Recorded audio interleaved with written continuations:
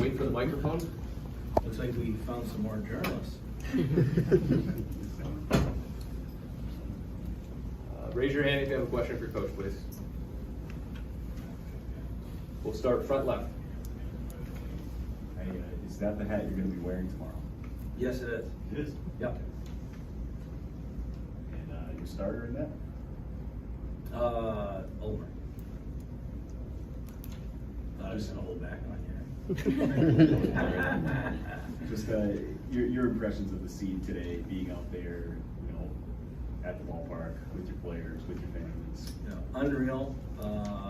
Words that come to mind and thankful, an attitude of gratitude, just because you're in Fenway Park and I'm thinking about how many people have dreamt about being in the middle of Fenway Park, and here we are getting an opportunity to be part of the Winter Classic in the NHL. So those words, and then having, I think about my boys and what it would have meant to me at their age to be able to have this kind of experience, It's incredible. Very fortunate. Right side, second row. Coach, what did you think of the rink today, considering the weather? No, the rink was ice, great. yeah. The ice, we were the first ones on it, first people to skate on it, so I think it's going to be, it was good today, it's only going to get better. So it's going to be an opportunity to put on a good performance and show off our league. Thanks. Left side, second row. How much of the park have you got to see? Did you get a tour of it at all today?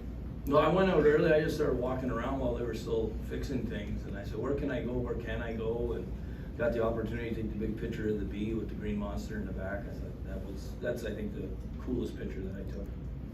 Can you pass the mic to Kevin, please?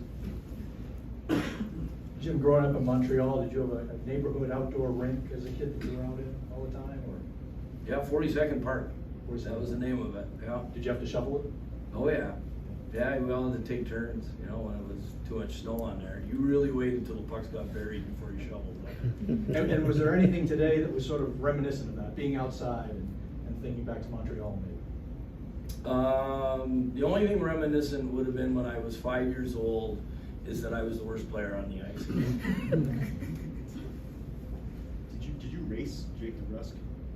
No. At the end of practice? But we had a little friendly wager, and it was at the end of practice. The players got to pick the coach and the player they wanted to race to the red line, and there was some money on the line.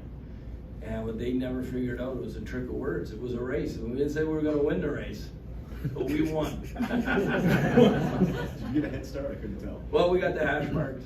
Okay. Goalie ball blew him off. He blew him away. See that? Turn on the Jets. Front right, Joe.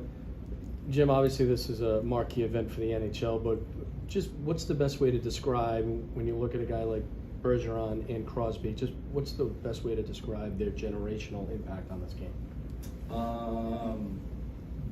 Dedicated professionals that look to get better and love to compete every day. They are generational players. One, the most dominant offensive player of his era, and has won a lot of cups, and the other one, the most dominant defensive player who's won. And obviously when they played together for Canada, it was special to watch them play together with Archie on the same line. Canada's best line. We'll take a few more for Coach, standing up on the right side, Dan. Jim, kind of playing along Joe's question there, the star power in this game. You've got Fenway Park, which is the star of the show, but you have a lot of star power on the ice too. I'm wondering what just your overall thought is on this Winter Classic and how much of that star power is in this game. I think it's a great game to show off what the NHL is all about.